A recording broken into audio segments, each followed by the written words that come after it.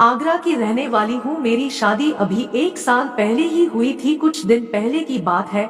एक रात को मुझे तेज प्यास लगी तो मैं उठी और रसोई में जाने लगी। तभी मेरा ध्यान जेठ जी के कमरे की ओर गया तो मैंने देखा कि उनके रूम की लाइट जल रही थी। मैंने सोचा कि इतनी रात को जेठ जी क्यों जाग रहे हैं, कहीं तबीयत तो खराब नहीं हो गई। उनको देखने के लिए मैं रूम की ओर जाने लगी तो मैंने देखा कि मेरे जेठ अकेले अपना हाथ जगन्नाथ की कहावत आजमा रहे थे और मजे ले रहे थे। उनकी उम्र 40 से भी ज्यादा है। उनकी लंबाई 5 फुट 8 इंच है। मेरी जेठानी की मृत्यु बहुत समय पहले हो गई थी। इसी वजह से जेठ जी जेठानी की याद में काफी ताव लगा रहे थे। वह आंखें बंद किए लगातार अपना काम किए जा रहे थे। यह नजारा देखकर मैं तो सन्न रह गई। उन्हें ऐसे देखकर मेरे अंदर की ख्वाहिश जागने लगी। फिर मैं रसोई में पानी पीकर अपने कमरे में गई। अब मुझे भी यह मजा चाहिए था। मैंने अपने पति को जगाया और कोशिश करने लगी। काफी देर तक मैंने कोशिश की लेकिन वह नींद में थे, इसलिए वह थोड़ी देर में उठे और फिर बस 2 मिनट में ठंडे होकर सो गए। फिर कुछ दिन बाद मेरे पति ने कहा कि मैं जॉब के लिए इंदौर जाने वाला हूँ। वह कहने लगे कि पहले वह वहाँ पर जॉब लेंगे, उसके बाद मुझे भी वहाँ बुला लेंगे। लेकिन मुझे यह सोचकर परेशानी हो रही थी कि मुझे पति के बिना पति का सुख कैसे मिलेगा। फिर मेरे पति मुंबई चले गए। उनके जाने के बाद मेरा मन सुना हो गया। 1-2 दिन तो मैंने किसी तरफ सब्र किया, लेकिन धीरे धीरे मेरे सब्र का बांध टूटने लगा। फिर जेठ जी मेरे दिमाग में घूमने लगे, क्योंकि मैं जेठ जी को सब करते देख चुकी थी और जब से मैंने देखा था तब से मैं जेठ जी के बारे में सोचती रहती थी। मैं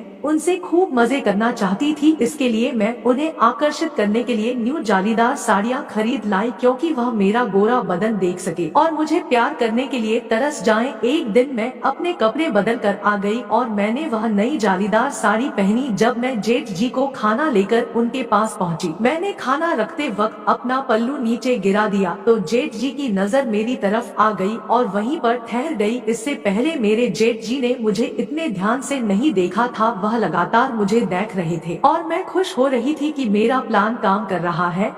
वह यही कोशिश कर रहे थे कि मुझे उनकी नजर के बारे में पता ना चले, इसलिए बार बार नीचे नजर कर लेते थे। और फिर मैं मुस्कुराते हुए धीरे से अपना पल्लू उठा लिया। तभी जेठ जी ने खाना रखाया और फिर वह सोने चले गए, मगर मुझे नींद नहीं आ रही थी। आज मैंने जेठ जी की आंखों में एक चमक देखी थी, लेकिन मैं कुछ नहीं कर पा रही थी। मैं फिर सोचते सोचते सो गई, मगर उस दिन के बाद से मैं किसी न किसी तरह अपने जेठ जी का ध्यान अपनी ओर खींचती थी। वह अक्सर मुझे दूसरी नजर से ताकते रहते। कुछ दिन बीत गए, फिर एक रात आई। मेरे ससुर जी ने मुझे देखा। उस रात को मैंने लाल रंग की जालीदार साड़ी पहनी तो देखते ही रह गए। उन्होंने खाना ठीक से खाया भी नहीं और थोड़ा खाकर ही रूम में चले गए। मैंने भी जल्दी से अपना काम खत्म किया और सोने के लिए चली गई, मगर मैं बेचैन थी। जेठ जी बहुत ताव में थे। मैं एक बार उनकी हालत देखना चाहती थी, इसलिए मैंने दूध गर्म किया और उनके कमरे में चल दी। मैंने देखा कि वह गुस्से में बड़बड़ा रहे थे। उसके बाद मेरे दरवाजा खटखटाया तो वह संभल गए। उनके माथे पर पसीना आ गया था। मैंने उनकी ओर देखा और हल्की सी मुस्कान दे दी और शर्माती हुई गिलास को उनके बेड के पास रख दिया। और तभी मैं जाने लगी तो जेठ जी ने मुझे पकड़ लिया और बोले, कुछ देर बैठ जा बहू। मैं बोली, जी आप क्या कह रहे हैं